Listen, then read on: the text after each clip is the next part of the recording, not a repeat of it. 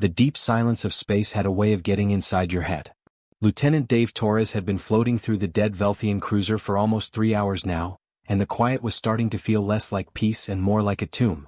His boots made soft magnetic clicks against the metal floor as he moved through another corridor, his helmet light cutting through the darkness. The ship had been drifting for weeks, maybe months. Nobody really knew. It had just shown up on the colony sensors one morning, a ghost in orbit around the planet, and somebody had to check it out. Dave's job was simple: catalog what was salvageable, report back, and get out. The colony was running low on certain metals and technology components.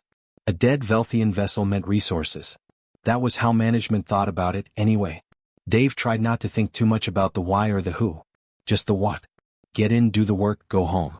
But then his scanner started acting weird. The handheld device beeped twice, then a steady rhythm. Movement. Something was alive somewhere in this floating coffin. Dave stopped walking and held up the scanner, watching the readout. The blip was faint but unmistakable. Engine bay maybe 200 meters ahead. His heart rate picked up a little. Velthians were extinct as far as anyone knew. The species had abandoned this sector of space years ago, moving deeper into their territory. A live Velthian shouldn't be possible.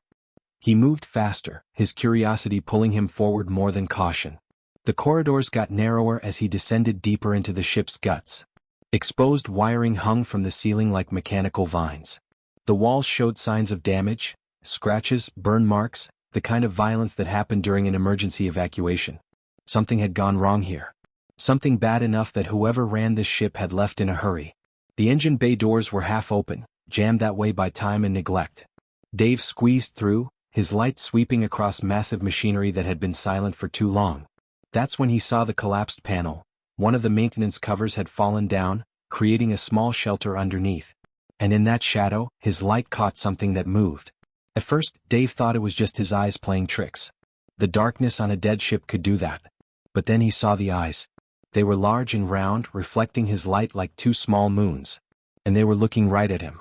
He stepped closer slowly, keeping his movements gentle.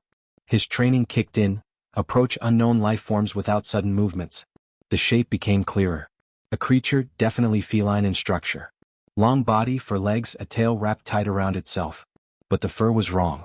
It had this strange quality to it, shifting colors in the light, iridescent like oil on water. Purple and blue and green all mixed together. Beautiful, actually, if it wasn't so clearly starving. Dave could count her ribs. The creature was nothing but bone and skin covered by that gorgeous, shimmering coat. Her muscles had wasted away to almost nothing. She looked like she was barely holding on to life by her fingernails. Or claws in this case. But that wasn't what stopped his breath. There were 3 smaller versions of her pressed against her body. Kittens. Baby versions of whatever this creature was.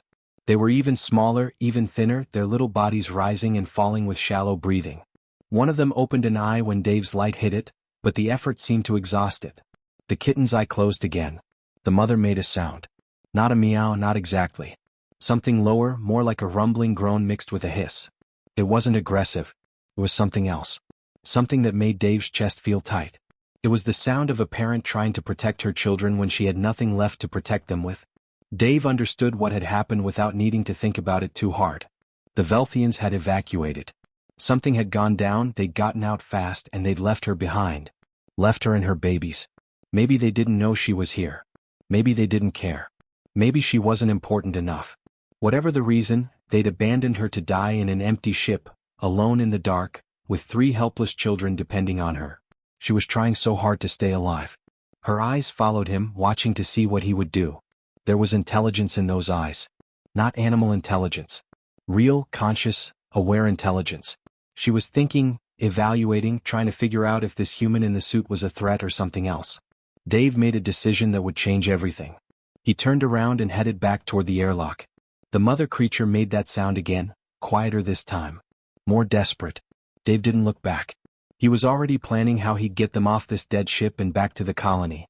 He already knew it was going to cause problems. He didn't care. Some things were more important than protocol. Dave knew he was breaking about 15 different regulations the moment he sealed the transport hatch with the alien family inside. The mother was wrapped in an emergency thermal blanket he'd found in the ship's med bay. The 3 kittens huddled against her, finally warm for the first time in who knew how long. They were still breathing shallow, still barely conscious, but at least they weren't dying in the dark anymore. The flight back to the colony took 40 minutes. 40 minutes of Dave sitting in the pilot's seat, hands steady on the controls, mind racing through all the ways this could go wrong. He'd filed a basic salvage report, nothing about the living cargo in the back. That was going to come out anyway, but at least he'd have a few minutes to figure out what to say. He didn't have a good explanation. He knew that. There wasn't one. You didn't bring unknown alien life forms into a human colony without going through proper channels. You didn't violate quarantine protocols. You didn't risk the safety of 3,000 colonists just because you felt bad about some animals left on a dead ship. That was basic logic. That was survival. But Dave had looked into those eyes and basic logic had stopped matching. The colony's landing platform came into view, a sprawl of metal and reinforced concrete carved out of red dust and alien rock. Home more or less. Dave set the transport down smooth and easy, powered down the engines and waited. He knew exactly who would be waiting for him on the tarmac. Commander Helen Drake was already moving toward the landing ramp before the dust had settled. She was the senior colonial administrator, all sharp angles and sharper decisions. Behind her came a cluster of security personnel, their faces confused. They weren't expecting a full cargo hold of anything. They'd been expecting salvage reports and maybe some recovered Velthian tech. The ramp lowered with a mechanical hiss. Dave climbed out first, hands visible, moving slow. He could see the exact moment Drake's expression changed from confusion to anger. Torres, explain. Now. There was a life sign, Dave started, keeping his voice level. On the ship. I found. Contamination protocol, Torres. You know the rules. Everything off that vessel gets decontaminated before entry. You bring an unknown organism into this colony and you're looking at... Drake stopped talking as the thermal blanket shifted. One of the kittens made a sound. Not a hiss or a screech. Just a small, thin mewing noise. Almost like a regular cat. Almost like something helpless and small. The security team shifted uncomfortably. Dave saw it happen in real time, the moment the situation stopped being abstract and became real. These weren't dangerous aliens. These were babies. Get them to containment, Drake ordered, but her voice had lost some of its edge. Full quarantine procedures. Medical to assess. Commander. It was Dr. Robert Chin from the medical team, stepping forward.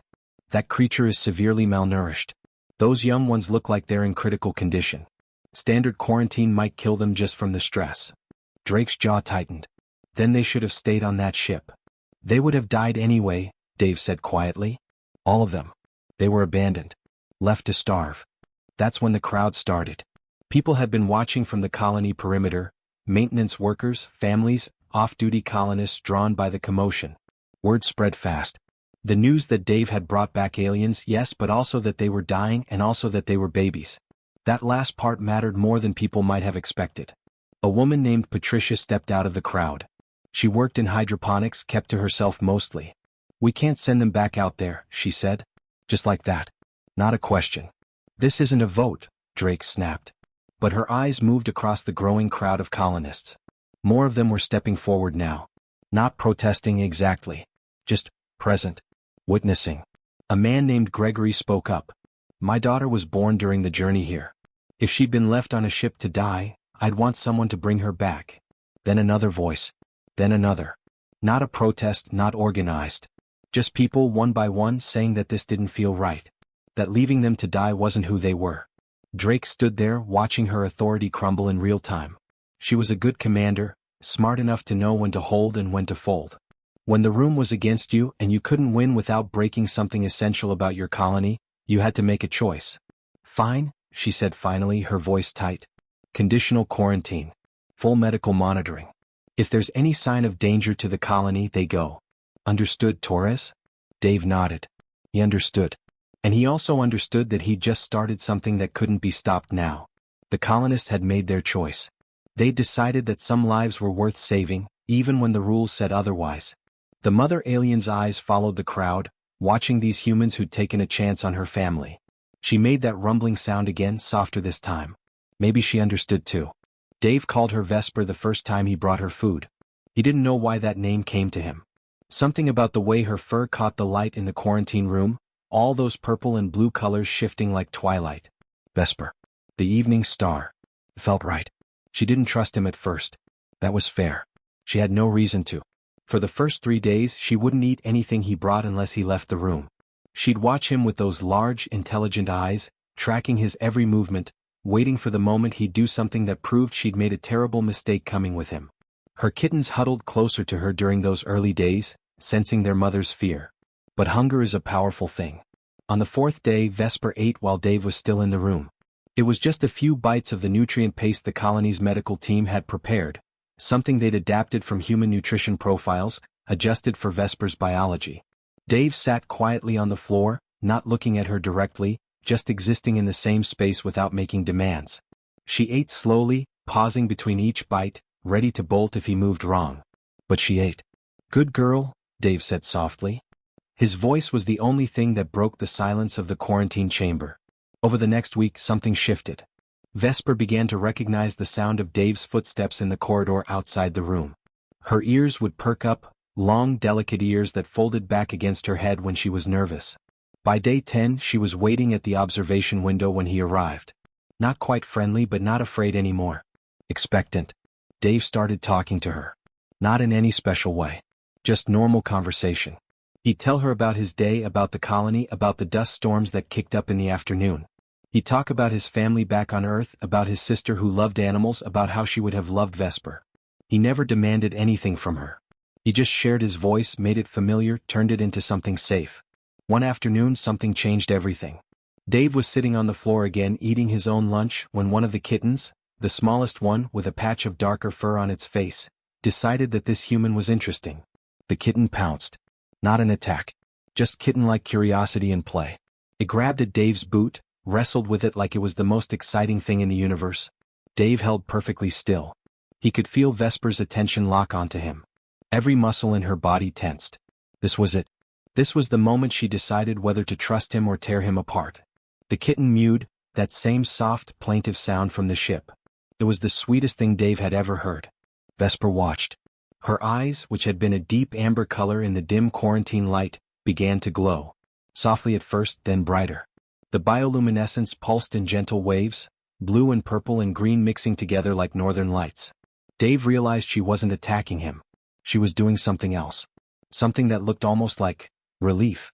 The other two kittens joined in, tiny bodies pouncing on Dave's legs, his arms, playing with this strange, tall creature who kept showing up with food and kind words. And Vesper watched it all happen, her eyes glowing brighter, her tail moving in slow, controlled sweeps across the floor. Dave stayed still and let them play. He understood what was happening. She was learning that he wouldn't hurt her babies. More than that, she was learning that maybe, just maybe, he cared about them. Days turned into weeks. Vesper's ribs stopped showing. Her coat filled out, and those iridescent colors became almost blinding in their brightness. She started grooming herself, started moving with something that looked like confidence instead of desperation. The kittens grew stronger, more playful, more like actual living beings instead of shadows barely holding on. But the real moment came when Vesper did something nobody expected. Dave was sitting in the observation room one afternoon when Vesper pressed herself against the transparent barrier between them. She placed one large paw against the glass right at eye level. Her eyes glowed softly, pulsing in a steady rhythm, blue then purple then blue again. It was deliberate. Intentional.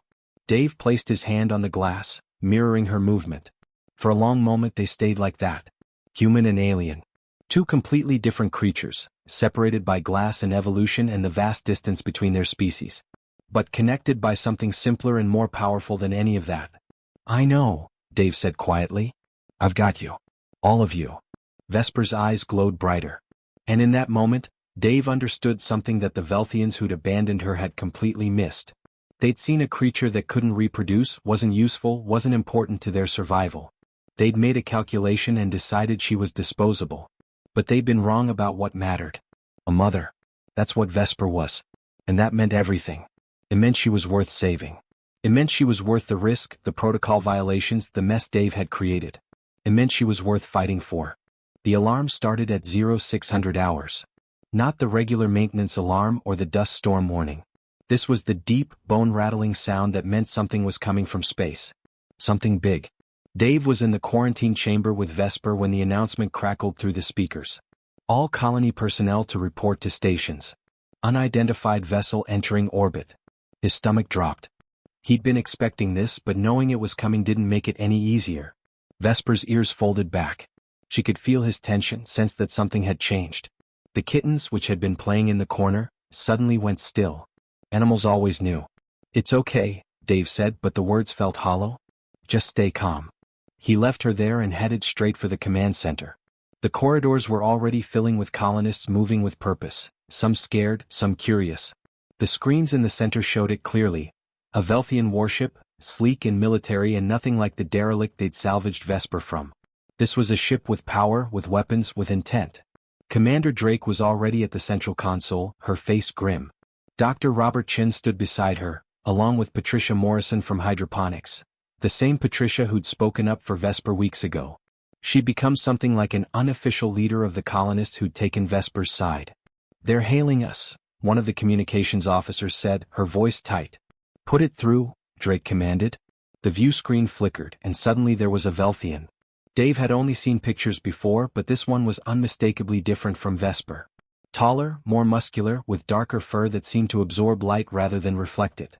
Everything about this creature spoke of authority and power. "I am Commander Kesh of the Velthian Reclamation Fleet," the alien said, its voice like grinding metal translated through speakers. "You are harboring stolen property. Return our specimen immediately or face consequences." Stolen property. Dave felt something hot rise in his chest. Drake's jaw clenched. "This is Colonial Commander Helen Drake. We have a living being in our care. A sentient individual. We're not returning." "That creature is not sentient," Kesh interrupted coldly. "It is a defective biological unit. Genetic material deemed unsuitable for continued population support. It was left for disposal. Your retrieval of it constitutes theft of Velthian resources."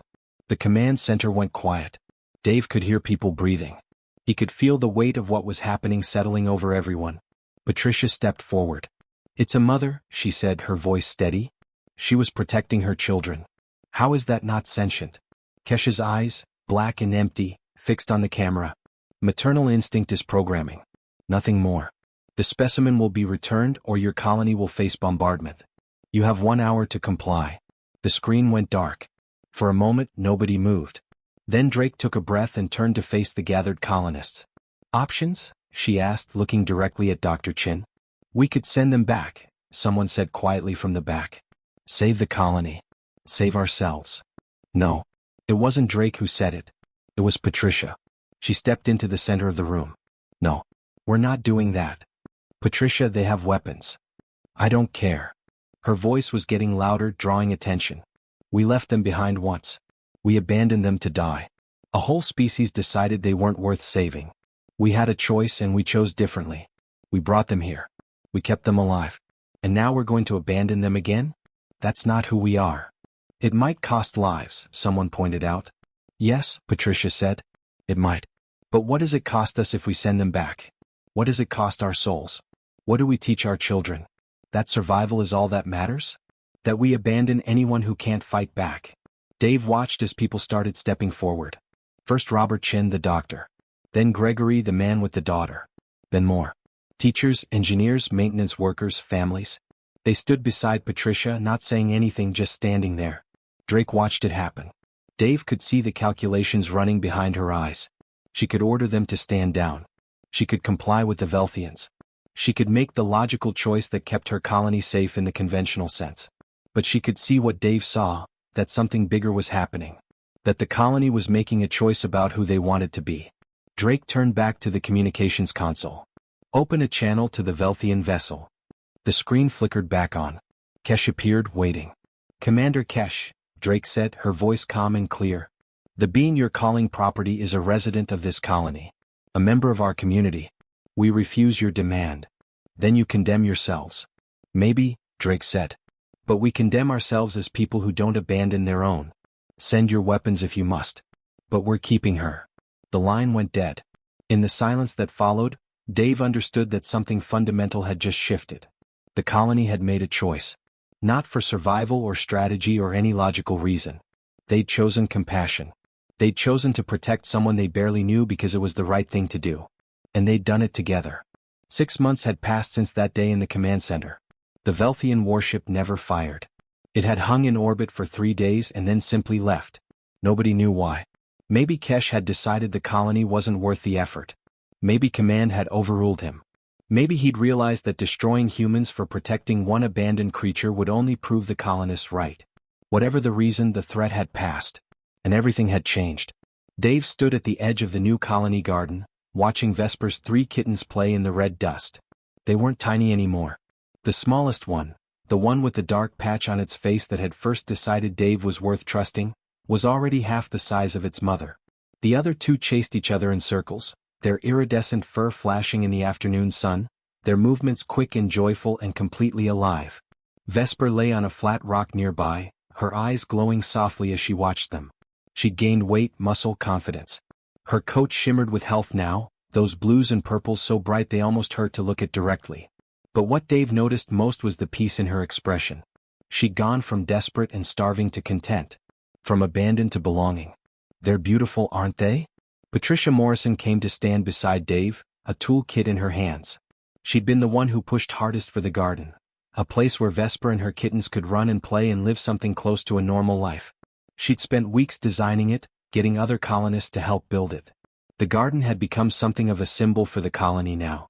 A place where they proved they were more than just survival machines. They really are, Dave agreed. Hard to believe she was almost dead 6 months ago. Hard to believe we almost let her be, Patricia said quietly. That was the thing nobody really talked about directly, but everyone knew. The colony had come close to making a different choice. Close to sending Vesper and her kittens back to the Velthians, or worse. Some people still thought it had been the wrong call. But those people were getting quieter every day. A commotion from the main colony gates pulled their attention away. New arrivals. Not unusual, supply ships came regularly bringing supplies and occasionally new colonists. But this arrival looked different. The transport was setting down in an emergency bay, and medical personnel were already moving toward it. Dave and Patricia exchanged a glance and headed over. When the ramp lowered, they saw what had caused the rush. 3 more aliens. But not Velthian military. Not conquerors or authority figures. Just individuals. A large one with scars across its body, moving slowly like it was hurt. 2 smaller ones huddled close, clearly frightened. Commander Drake was already there, talking to the transport pilot. Dave caught fragments of the conversation. Refugees. Had been abandoned on a mining station. Someone had told them about the colony that had saved a Velthian. About humans who protected the lost. They'd come hoping for sanctuary. Dave watched as the large alien looked around at the colony, at the people gathering to watch, at the red dust and the unfamiliar buildings and the complete uncertainty of this new place. Fear was plain in its expression. But so was hope. We'll need to do medical assessments, Dr. Chin was saying to Drake. Establish quarantine protocols, figure out their nutritional needs, their environmental requirements. Do it, Drake said simply. Get them comfortable. We'll figure out the rest. It happened so naturally, so easily, that Dave almost missed the significance of it. A few months ago that would have been a debate. A fight. Protocols and procedures and careful risk assessments. Now it was just what they did. They took care of people who needed help. That night, Dave sat with Vesper in the garden after the sun had set. The kittens were sleeping, curled up together in a pile of soft moss that Patricia had brought in from the hydroponics lab. Vesper's eyes glowed softly in the darkness, casting just enough light to see by. You started something, Dave said to her quietly. You know that, right? When I found you on that ship, when I brought you back here, you started changing how we see ourselves. Vesper turned her head, her bioluminescent eyes meeting his. She made that soft rumbling sound, the one that Dave had learned meant contentment, safety, trust. Those new ones that came today, Dave continued, they're going to make it because of you. Because we learned, with you, that some things matter more than protocols and safety and logic. We learned that we're capable of more than just survival. Over the following weeks, more came. A Velthian engineer with a disability that made her unsuitable for her own society's standards. 2 young ones who'd been deemed genetically inferior. A whole class of beings that their own people had decided were disposable, were defective, were worthless. They all heard the same story. About the human who found a mother and her babies. About a colony that said no to power and yes to compassion. About a species called humans who understood something the Velthians had forgotten. That protecting the lost, caring for the abandoned, standing up for the voiceless, these were the things that made you civilized. Dave understood it now, watching from the edge of the garden as Vesper played with her kittens while new refugees explored their new home. Humans weren't just explorers or conquerors. They weren't just survivors or builders or scientists. They were guardians. Guardians of the lost, the abandoned, the ones everyone else had given up on. And that made all the difference. That made them human.